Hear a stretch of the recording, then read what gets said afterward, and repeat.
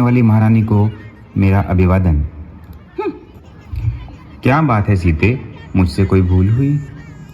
राजपुरुषों का क्या भरोसा, कल कोई और मुझसे सुंदर मिल गई तो वो महारानी बन जाएगी। ऐसा विचार क्यों आया सीते? मैं स्त्रियों का यह दुख समझता हूँ। मैंने स्वयं अपनी माँ को इस चक्र में फंसे देखा है।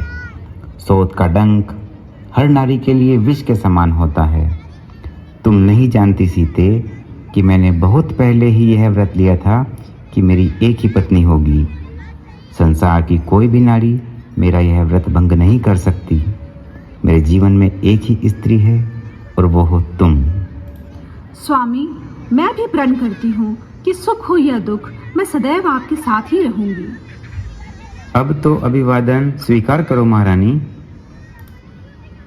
जहाँ श्री राम है वहाँ धर्म है, जहाँ धर्म है वहाँ सुरक्षा, जहाँ सुरक्षा वहाँ अभय, जहाँ अभय वहाँ शांति, और जहाँ शांति है वहीं संतोष है।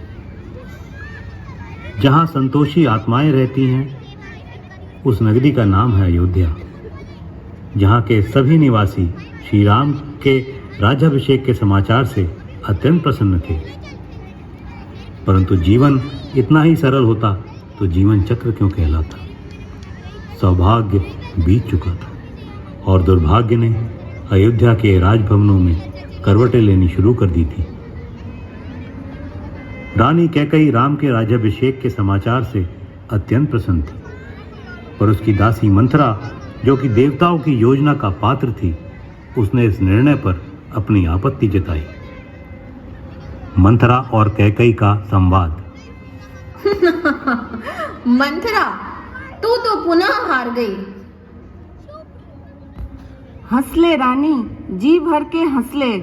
पता नहीं आगे तेरा भविष्य कैसा होगा। क्या क्या बोली तू? प्राणों का अभय हो तो बोलूं रानी। कल मेरे राम का राज्याभिषेक है। इस अवसर पर किसे किस बात का भय? बोल, निर्भय होकर बोल। तो सुन ले रानी, यह राज्याभिषेक ही तेरा दुर्भाग्य लाएगा। तू कहीं की नहीं रह जाएगी। क्या क्या बोली तू? तेरा इतना दुस्साहस? तू जानती है मैं चाहूं तो तुझे अभी इसी समय मृत्यु दंड दे सकती हूँ। मैं तो सदा तेरा भला ही चाहती हूँ रानी। यहाँ तेरे और भरत के अतिरिक्त है ही कौन मेरा। तेरे विरुद्ध महल में भयंकर षड्यंत्र रचा जा रहा है। षड्यंत्र? कैसा षड्यंत्र? अति शीघ्र बोल, अन्यथा मेरे क्रोध को तू झेल ना पाएगी।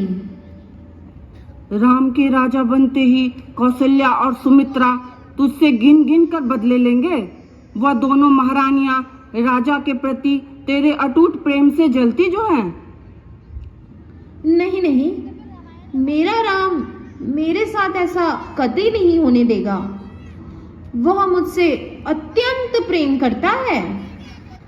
तू राम राम रटते रह और वह राजा बनकर अपनी माता के कहने पर तुझे और तेरे भरत को राज्य से बाहर निकाल फेंकेगा, और तब महाराज भी कुछ नहीं कर पाएंगे।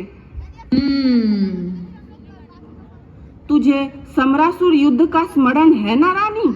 महाराज का जीवन जो तूने बचाया, और उसके बदले में महाराज ने तुझे 2 वरदान देने का वचन दिया था, जो तूने उस समय नहीं मांगा। तो अब वह वरदान मांगने की घड़ी आ गई है। तू शायद सत्य कहती है मंथरा। मेरी तो मति मारी गई है। मेरा तो सर्वनाश हो जाएगा। कुछ समझ नहीं आ रहा है मंथरा। शीघ्र बोल, क्या करना है? ऐसा ही होगा मंथरा। कैकेयी के विरुद्ध षड्यंत्र करने वालों को अच्छा सबक मिलेगा। परंतु 14 वर्ष ही क्यों? वनवास ही क्यों? मृत्यु दंड क्यों ना दिया जाए? नहीं नहीं रानी, मृत्यु नहीं। राम लोकप्रिय है, प्रजा विरोध कर सकती है। अपितु 14 वर्ष में तो उसका जीवन भी बीत जाएगा। प्रजा उसको भूल भी चुकी होगी और फिर जंगलों में तो अत्यंत राक्षस भी हैं। पता नहीं रामकांत वहीं हो जाए। देव योजना बनाए और सरस्वती उनका साथ दे तो सफलता में संदेह कहाँ रह जाता है। रानी कैकेयी को भवन में चली जाती हैं और राजा दशरथ को विवश कर देती हैं कि राम को वनवास हो और भरत राजा बने। अंगों से आभूषण उतार वह कोप भवन में जा बैठी, बिखरे केशौर मलिन वस्त्र कुछ अद्भुत वेश बना बैठी। यह दशा देख कर दशरथ जी पर जैसे उल्का पात हुआ, जड़ हुए चरण और कंठ शुष्क, मन चिंतित कंपित गात हुआ। देवी कैकेयी, क्या हुआ? कुछ बताओ। ये क्या भयंकर वेश बना रखा है? किसने तुम्हारी क्रोधाग्नि को भड़काया है? क्या किसी ने तुम्हारा अपमान किया है? कौन है जिसकी मृत्यु उसे बुला रही है? बताओ। एक अभागी स्त्री इसी वेश में रहेगी महाराज। जिसका सब कुछ छीन लिया जाए वह ऐसे रहेगी नहीं तो क्या करेगी? महाराज, कौन है आपका सबसे प्रिय इस दुनिया में? देवी, तुम ही हमारी प्रिय हो। तुम और राम ही तो हो जो इस जगत में हमें सबसे प्रिय हैं। महाराज, तो क्या आप अपने प्रिय राम की शपथ ले सकते हैं? हाँ देवी, हम तुम्हारे लिए राम की सौगंध भी ले सकते हैं। हम सौगंध लेते हैं, जो मांगोगी वो देंगे। क्या आपको अपने वरदान याद है महाराज, जो आपने समरासुर युद्ध के दौरान मुझे दिए थे? देवी, देवासुर संग्राम के बाद तो हम अपने प्राणों को तुम्हारी धरोहर मानते हैं। मुझे कुछ अधिक का मोह नहीं महाराज। जो अपना है वही मिल जाए तो बहुत है। बस स्मरण कराना चाहती हूँ कि रघुकुल रीत सदा चली आई, प्राण जाए पर वचन न जाए। क्यों नहीं कैकेयी, बताओ क्या चाहती हो? मैं तुम्हें अपने प्राण भी दे सकता हूँ।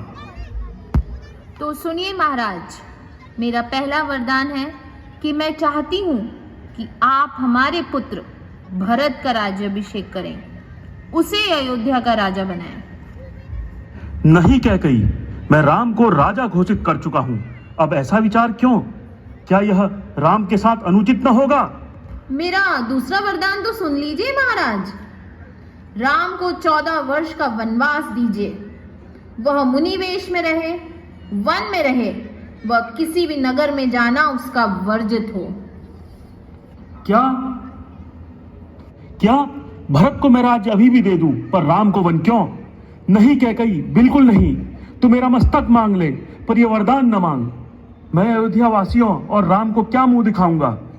मैं तेरे हाथ जोड़ता हूं, अपने कठोर हृदय से विचार निकाल दे। मिथ्या बातें क्यों करते हैं महाराज? मेरे दोनों वरदान दीजिए, अन्यथा एक भी नहीं। कुटिल प्रपंच न करें महाराज। मेरे वरदान पूर्ण कीजिए या फिर रघुवंशी रीत को तोड़ दीजिए और बन जाइए कलंक रघुकुल के। यह तू नहीं बोल रही कैकेयी, अपितु दशरथ का काल बोल रहा है। रघुकुल रीत सदा चली आई, प्राण जाए पर बचन न जाई, प्राण जाए पर बचन न जाई।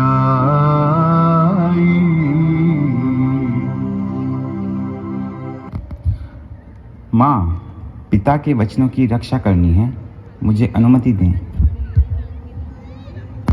मैं देखता हूं भैया, कौन आपके अधिकार को छीनता है।